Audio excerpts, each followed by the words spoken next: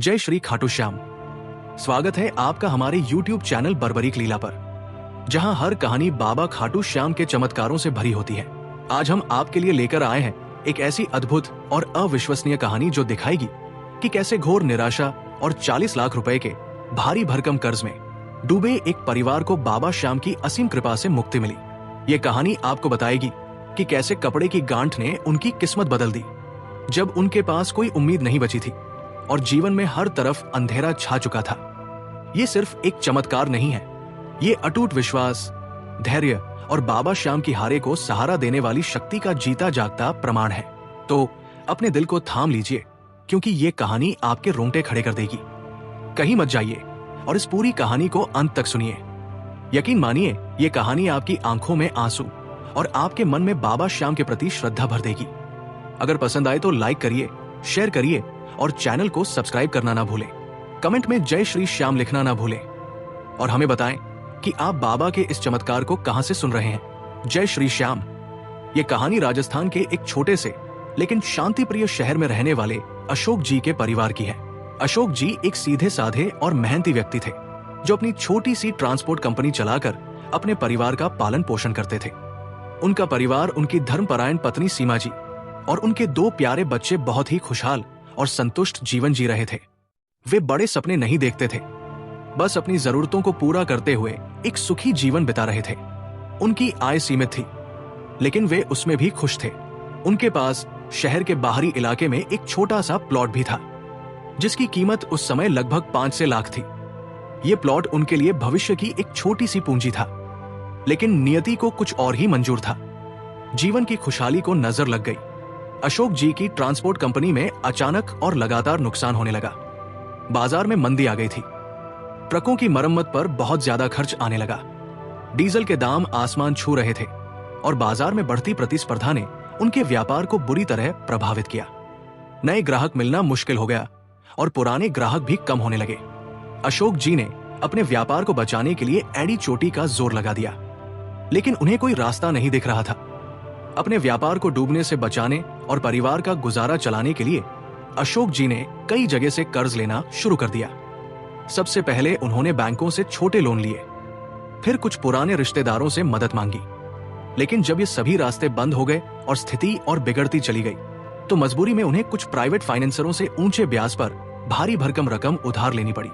उन्हें उम्मीद थी कि ये मंदी जल्द ही खत्म हो जाएगी और उनका व्यापार फिर से पटरी पर आ जाएगा, जिससे वे समय पर सबका कर्ज चुका देंगे। लेकिन उनकी ये उम्मीद पूरी नहीं हुई। परिस्थितियां और भी बदतर होती चली गई। देखते ही देखते उन पर लाखों का कर्ज बढ़ता चला गया। पहले 1 लाख, फिर 10 लाख, 20 लाख, 30 लाख और एक समय ऐसा आया जब उन पर कुल 40 लाख रुपए का पहाड़ जैसा कर्ज हो चुका था।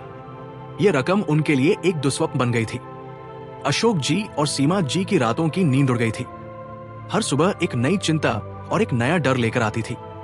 घर में बच्चों की पढ़ाई, उनके भविष्य और 2 वक्त के खाने पीने का भी संकट आ गया था। स्कूल की फीस, बिजली का बिल, राशन, हर छोटी जरूरत एक बड़ी चुनौती बन गई थी। सबसे बुरा तो तब होता था जब लेनदार रोज उनके दरवाजे पर आकर खड़े रहते थे। वे अपमानजनक बातें करते थे, गालियां देते थे और फोन पर लगातार धमकियां आती रहती थी। कब दोगे हमारे पैसे? हमारा पैसा वापस करो, वरना अंजाम बुरा होगा। ये डरावने शब्द अशोक जी के कानों में हर पल गूंजते रहते थे। अशोक जी, जो कभी हंसमुख, आशावादी और सबको हंसाने वाले इंसान थे, अब गहरे डिप्रेशन में जा चुके थे। उनका चेहरा उतर गया था, शरीर कमजोर हो गया था और उनकी आंखों में एक गहरी अंतहीन उदासी छा गई थी। उन्हें सचमुच समझ नहीं आ रहा था कि वे इस कर्ज के दलदल से कैसे बाहर निकले। कभी कभी तो उन्हें लगता था कि इस अंतहीन पीड़ा से मुक्ति पाने के लिए खुद को खत्म करना ही एकमात्र रास्ता है। ये विचार उन्हें डराता था। पर फिर अपनी पत्नी सीमा जी की मजबूत इच्छा शक्ति और अपने मासूम बच्चों का चेहरा देखकर वे हिम्मत जुटा पाते थे। सीमा जी, जो एक धार्मिक और ईश्वर में अटूट विश्वास रखने वाली महिला थी, इस मुश्किल समय में भी अपनी आस्था से भटकी नहीं। वो अक्सर चुपके से मंदिरों में जाती और ईश्वर से अपने परिवार की इस मुश्किल को दूर करने के लिए दिन रात प्रार्थना करती थी। वो जानती थी कि अब कोई मानवीय शक्ति उन्हें इस संकट से बाहर नहीं निकाल सकती सिवाय किसी दहेज चमत्कार के। एक शाम जब अशोक जी और सीमा जी घर पर बैठे अपनी भयानक आर्थिक और मानसिक परेशानियों पर बात कर रहे थे। उनका मन बहुत अशांत था। तभी उनके एक पुराने पड़ोसी मोहनलाल जी, जो एक धर्मपरायण और शांत स्वभाव के व्यक्ति थे, उनसे मिलने आए। मोहनलाल जी ने उनके चेहरे की उदासी और घर में पसरी मायूसी को तुरंत भांप लिया। उन्होंने अशोक जी और सीमा जी से बड़े स्नेह से उनकी परेशानी का कारण पूछा। अशोक जी ने हिचकिचाते हुए पर पूरी ईमानदारी से उन्हें अपनी सारी व्यथा बताई। कैसे उन पर 40 लाख का कर्ज है, कैसे लेनदार उन्हें परेशान कर रहे हैं और कैसे उनके पास अब कोई रास्ता नहीं बचा है। मोहनलाल जी ने सब कुछ बहुत ध्यान से सुना। उनके चेहरे पर जरा भी विचलित भाव नहीं आया, बल्कि एक अजीब सी शांति थी। उन्होंने अशोक जी और सीमा जी की आंखों में देखा और एक गहरी शांत मुस्कान के साथ बोले, अशोक भाई, सीमा भाभी, हिम्मत मत हारो। जब इंसान की सारी उम्मीदें खत्म हो जाती है ना, जब उसे लगता है कि अब कोई सहारा नहीं, तब ऊपर वाला ही कोई रास्ता दिखाता है। मैं तुम्हें एक बहुत ही सच्ची बात बताता हूं, जिसका मैंने कई बार अनुभव किया है। तुम खाटू श्याम जी से कुछ भी मांग लो, सच्चे दिल से गांठ बांधकर मन्नत मांग लो, तो वो जरूर पूरी होती है और बहुत जल्दी पूरी होती है। बाबा हारे के सहारे हैं, वे कभी किसी भक्त को निराश नहीं करते। अशोक जी और सीमा जी ने आश्चर्य से पूछा, खाटू श्याम जी से गांठ बांधकर मन्नत वो कैसे? मोहनलाल जी ने उन्हें विस्तार से बताया। देख अशोक भाई, तुम एक लाल रंग का छोटा कपड़ा लेना, इसे अपनी मुट्ठी में कसकर पकड़कर बाबा श्याम की तस्वीर या मूर्ति के सामने हाथ जोड़कर बैठना, अपनी पूरी समस्या उन्हें बताना, अपने 40 लाख के कर्ज से मुक्ति की प्रार्थना करना, अपने मन की सारी पीड़ा, सारा दुख उनके सामने रख देना और मन में ये दृढ़ संकल्प लेना कि जब तुम्हारा ये भारी कर्ज उतर जाएगा, तुम्हारी सारी मुश्किलें खत्म हो जाएंगी, तब तुम पूरे परिवार सहित बाबा श्याम के दरबार में खाटू धाम जाओगे। वहां जाकर तुम उन्हें धन्यवाद दोगे और वही कपड़ा बाबा के चरणों में श्रद्धा पूर्वक अर्पित कराओगे। ये कपड़ा तुम्हारे विश्वास की गांठ होगी जो बाबा के साथ जुड़ेगी। बस पूरे दिल से उनसे अपनी ये मुश्किल दूर करने की विनती करना। देखना कुछ ही दिनों या महीनों में तुम्हारी ये सारी चिंता दूर हो जाएगी। बाबा श्याम तुम्हारी पुकार जरूर सुनेंगे और तुम्हें इस कर्ज से मुक्ति का रास्ता दिखाएंगे, ऐसे रास्ते जो तुमने सोचे भी नहीं होंगे। अशोक जी और सीमा जी ने मोहनलाल जी को उनके बहुमूल्य सुझाव के लिए धन्यवाद दिया। अशोक जी, जो निराशा में पूरी तरह डूबे हुए थे, पहले तो इस पर विश्वास नहीं कर पाए। उनके मन में तर्क और विज्ञान की बातें घूम रही थी। उन्होंने सिर पकड़कर कहा, यह सब क्या अंधविश्वास है मोहनलाल जी? 40 लाख का कर्ज सिर्फ एक कपड़े और मन्नत से कैसे उतर सकता है? हमने अपनी पूरी मेहनत लगा दी, सब कुछ करके देख लिया, हर तरफ से निराशा ही मिली है। पर सीमा जी का विश्वास अटूट था। उन्होंने मोहनलाल जी की बातों में आशा की किरण देख ली थी। उन्होंने अशोक जी को समझाया और कहा, देखिए जी, जब कोई रास्ता नहीं है, जब सारी उम्मीदें टूट चुकी है, जब हर तरफ से निराशा ही मिली है, तो एक बार ये उपाय करके देखने में क्या हर्ज है? ये उपाय हमें कोई नुकसान तो नहीं पहुंचाएगा, हमारी बची खुची पूंजी भी बर्बाद नहीं होगी। क्या पता बाबा श्याम ही हमारा आखिरी सहारा हो। अशोक जी ने अंततः सीमा जी के दृढ़ विश्वास के आगे हार मान ली, लेकिन उनके मन में अभी भी थोड़ा संदेह था, पर एक छोटी सी उम्मीद दिख रही थी। अगली गारस से सीमा जी ने मोहनलाल जी के बताए अनुसार उपाय शुरू कर दिया। वो सुबह जल्दी उठी, स्नान किया और पूरे मन से पूजा की तैयारी की। उन्होंने एक छोटा लाल कपड़ा लिया और बाबा श्याम की तस्वीर के सामने, जहां उन्होंने एक छोटा सा दीपक जलाया था, बैठ गई।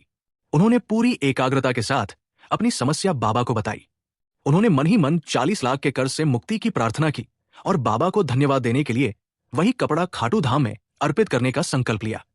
उनकी आंखों में आंसू थे जो उनकी पीड़ा दर्शा रहे थे, लेकिन उन आंसुओं में अब उम्मीद की एक नई चमक भी थी।